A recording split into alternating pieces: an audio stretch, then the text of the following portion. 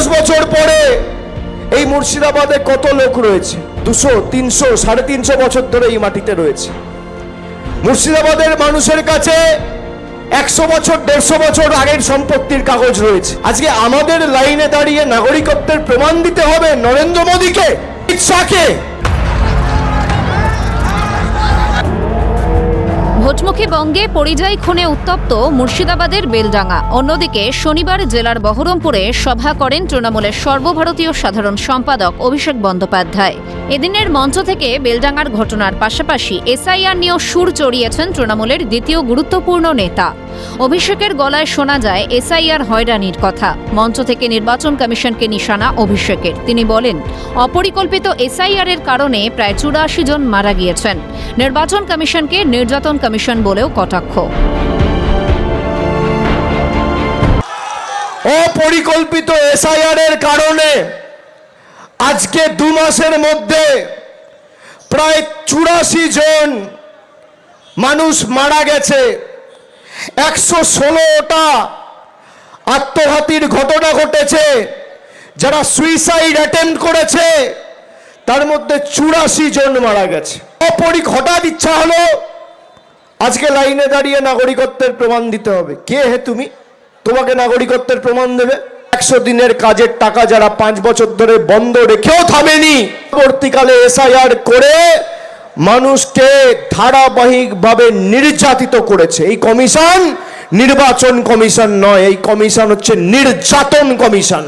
সভামঞ্চ থেকে সাধারণ মানুষকে আশ্বস্ত করেন অভিষেক। তিনি বলেন, এসআইআর নিয়ে কেউ চিন্তা করবেন না। শুনানি কেন্দ্রের বাইরে তৃণমূলের ক্যাম্প রয়েছে।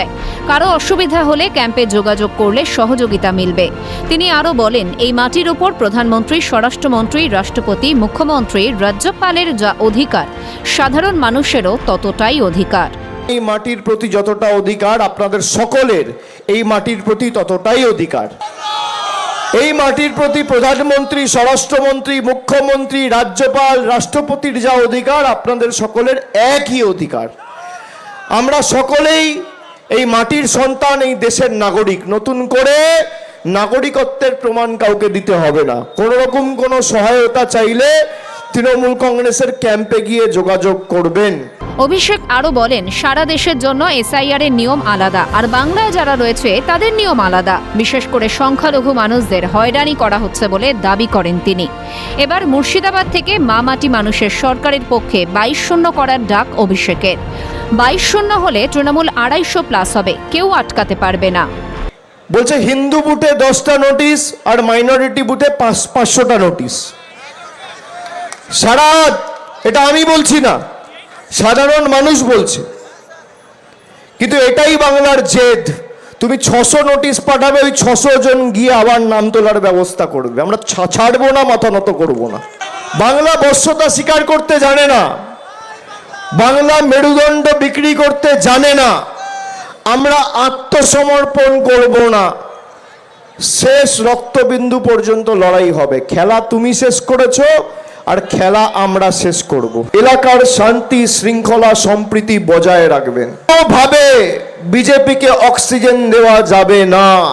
ধর্মীয় বিভাজনের রাজনীতির বিরুদ্ধে সুর চড়িয়ে অভিষেক বলেন, যারা ধর্মযুদ্ধ লাগিয়ে মানুষকে একে অপরের বিরুদ্ধে লেলিয়ে দিতে চায়, তাদের বিরুদ্ধে মুর্শিদাবাদকে এক হতে হবে। সব মিলিয়ে 22-0 হবে কিনা মুর্শিদাবাদে, এখন সেটাই দেখার। মৃন্ময় গোস্বামীর রিপোর্ট, ক্যালকাটা নিউজ।